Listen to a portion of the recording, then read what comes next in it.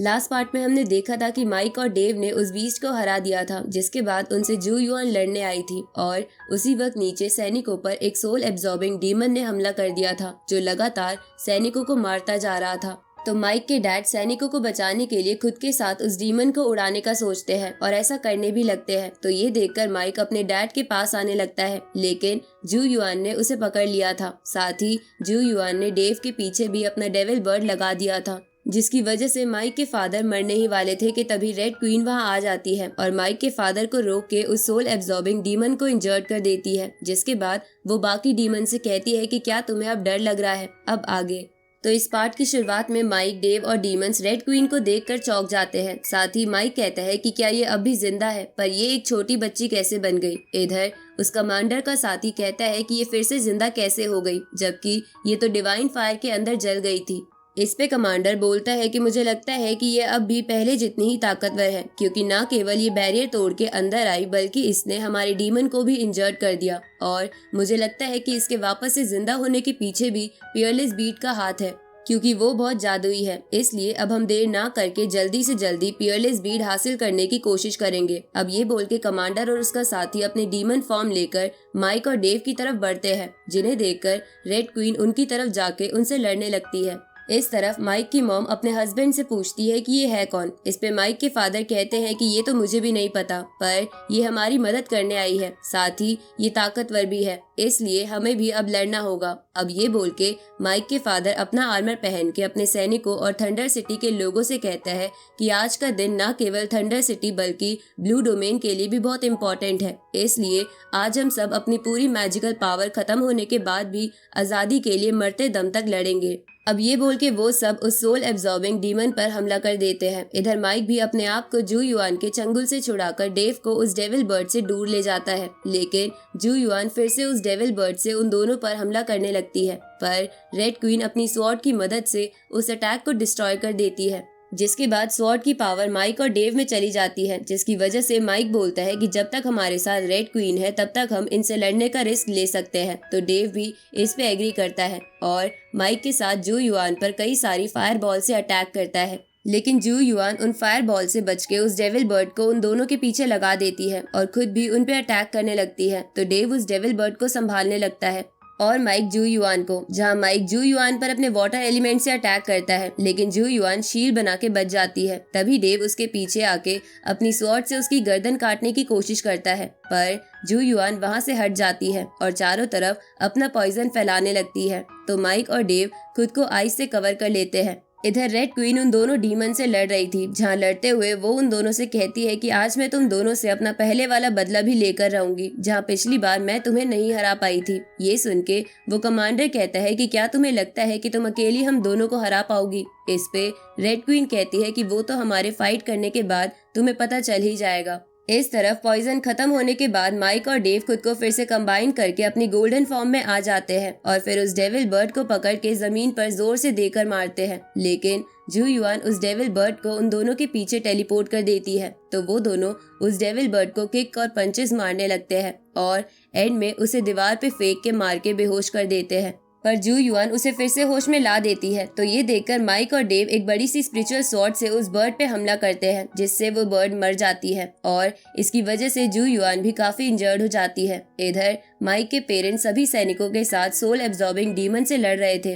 तभी वो demon mic के फादर को पकड़ लेता है और कहने लगता है कि आज तुम्हारा बुरा दिन है, क्योंकि तुम मुझे नहीं मार पाओगे। तभी माइक के फादर अपने आप को छुड़वा के उस पर फिर से अटैक करने लगते हैं, पर वो बार बार अलग डायरेक्शन में टेलीपोर्ट होते जा रहा था। तो माइक की मॉम भी उसे हराने के लिए अपने हस्बैंड का साथ देने लगती है, जिसकी वजह से वो डीमन थोड़ा इंजर्ड हो जाता है। तो माइक के फादर कहते हैं कि लगता है तुम्हारा अंत आ गया है, पर तभी वो डीमन ग्रैंड एल्डर के पास जाके खुद को डिस्ट्रॉय कर लेता है, जिसकी वजह से ग्रैंड एल्डर भी काफी इंजर्ड हो जाते हैं। इस तरफ रेड क्वीन कमांडर और उसके साथी को डिस्ट्रैक्ट करके माइक और डेव के पास आ जाती है, जिसके बाद माइक और डेव फोरबिडन थंडर टेक्निक का इस्तेमाल करके जू युआन पर अटैक करते हैं, जिस अटैक को वो शील्ड बना के रोकने लगती है। लेकिन माइक और डेव अपनी कई सारी स्पिरिचुअल स्वॉर्ड को ज्वाइन करके एक बड़ी स्वॉर्ड से उस पर अटैक करते हैं जिसकी वजह से वो शील्ड टूट जाती है और जू युआन मरने ही वाली थी कि कमांडर उसको वापस बुला लेता है। तो डेव अपनी हेवनली बुक के पेज 8 और 9 को कंबाइन करके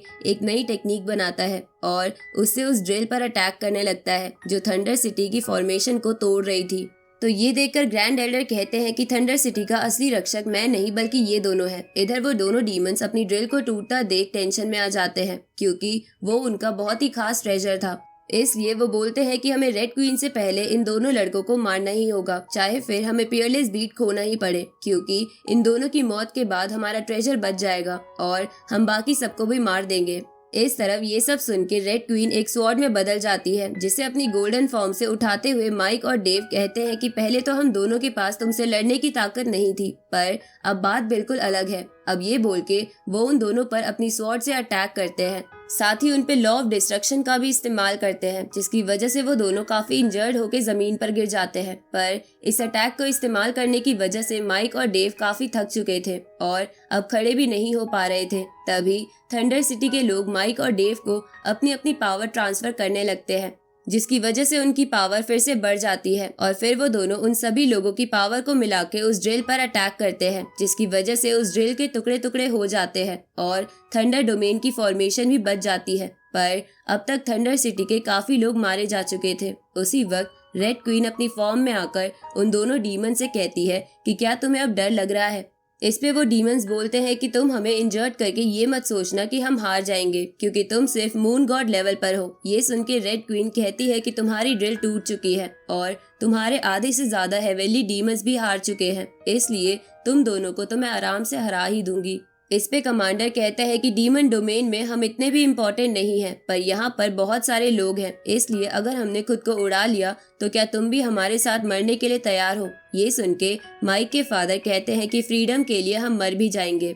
इधर माइक भी उस कमांडर से कहता है कि अगर तुम चाहो तो यहाँ से जा सकते हो और हम तुम्हें नहीं रोकेंगे, पर अगर तुम यहाँ से नहीं जाओगे तो तुम्हें हमारे साथ मरना होगा। इस तरफ उस कमांडर का साथी उससे कहता है कि सातों हेवनली डीमंस यहाँ पर थे, पर उनमें से हम 2 ही बचे हैं जो फाइट कर सकते हैं। ये सुन के वो कमांडर कहता है कि पर हमें और भी बहुत कुछ करना है, हम यहाँ नहीं मर सकते।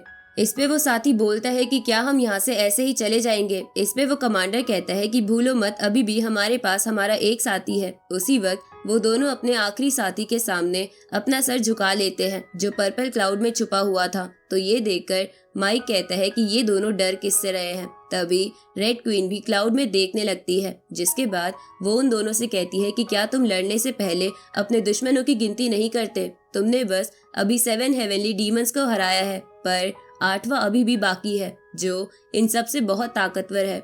उसी वक्त वो लास्ट वाला हेवनली डीमन कमांडर और उसके साथी को अपने पास बुला लेता है और उनके ऊपर से चढ़ते हुए क्लाउड्स के बीच से बाहर आता है और बाकी सबसे कहता है कि मेरा नाम बिग डीपर है। ये सुन के रेड क्वीन उससे कहती है कि तुम बस स्टार गॉड लेवल के कल्टीवेटर हो, तब भी तुम हमसे फाइट करना चाहते हो। इस पे बिग डीपर कहता है कि मैंने जब से ह्यूमंस को नोटिस करना शुरू करा है तब से मैंने एक बात नोटिस की है कि ह्यूमंस अपना प्रॉमिस जरूर निभाते हैं, इसलिए हमें भी वो पहले वाली बेट कंटिन्यू करनी चाहिए जो पहले माइक ने शुरू करी थी, क्योंकि मैं माइक और डेव की स्किल्स देखने के लिए बहुत उत्सुक हूँ। तो ये सुन के रेड क्वीन गुस्से में उससे लड़ने के लिए जाने लगती है, लेकिन माइक उसे पकड़कर अपनी मॉम के पास फेंक देता है, जिसके बाद डेव बिग डीपर से कहता है कि हम बेट तो करेंगे, पर तुम दांव पर क्या लगाओगे। इस पे बिग डीपर बोलता है कि अगर तुम हारे तो तुम्हें मेरे साथ डीमन डोमेन चलना होगा, और अगर मैं हारा तो मैं यहाँ से बाकी सबके साथ चला जाऊंगा। इस पे माइक बोलता है कि ये तो बहुत अनफेयर है कि तुम जीतोगे तो तुम हमें ले जाओगे और हम जीतेंगे तो तुम बस यहाँ से जाओगे। ये सुन के बिग डीपर कहता है कि तो तुम क्या चाहते हो। इस पे डेव कहता है कि अगर हम जीते तो कोई भी डीमन ह्यूमन लैंड पर अगले 100 सालों तक कदम नहीं रखेगा। इस पे बिग डीपर कहता है कि मैं 100 साल का वादा नहीं कर सकता, पर मैं 10 साल के लिए तैयार हूँ। ये सुन के डेव उसे 20 साल बोलने लगता है, पर इससे पहले ही माइक 10 साल के लिए मान जाता है और डेव से कहने लगता है कि ये 10 साल हमारी प्रैक्टिस के लिए काफी है, क्योंकि पियरलेस बीट के पैरेलल वर्ल्ड से ये 10 साल 30 साल में बदल जाएंगे और तब तक हम मून गॉड लेवल या हेवनली डाइटी लेवल पर पहुंच जाएंगे। इस पे डेव उससे कहता है कि बेवकूफ, मैं उसे 20 साल कहने वाला था पर तुम उससे पहले ही मान गए। ये सुन के माइक उससे कहता है कि तुम कभी भी मेरी तारीफ नहीं करोगे ना। इस तरफ माइक की मॉम रेड क्वीन से कहती है कि अगर तुम थोड़ी बड़ी होती तो मैं तुम्हें अपनी बहू बना लेती। उसी वक्त ग्रैंड एल्डर माइक के फादर से कहते हैं कि क्या तुम भूल रहे हो कि माइक और डेव बिग डीपर से लड़ने जा रहे हैं, पर तब भी तुम्हारे चेहरे पर फिक्र नहीं है। इस पे माइक के डैड कहते हैं कि हो सकता है ये लड़की फ्यूचर में हमारी बहू बन जाए, इसलिए हमारे लिए ये मैटर उस फाइट से ज्यादा सीरियस है। अब बिग डीपर एरेना में आ जाता है और माइक और डेव अपनी गोल्डन फॉर्म से उस पर अटैक करते हैं, पर सिर्फ अपने हाथ के इशारे से बिग डीपर उन दोनों को वापस फिर से अलग कर देता है और इल्यूजन में फंसा देता है, जिसकी वजह से डेव और माइक को अलग अलग बातें याद आने लगती है। और इसी के साथ ये पार्ट यहीं खत्म होता है।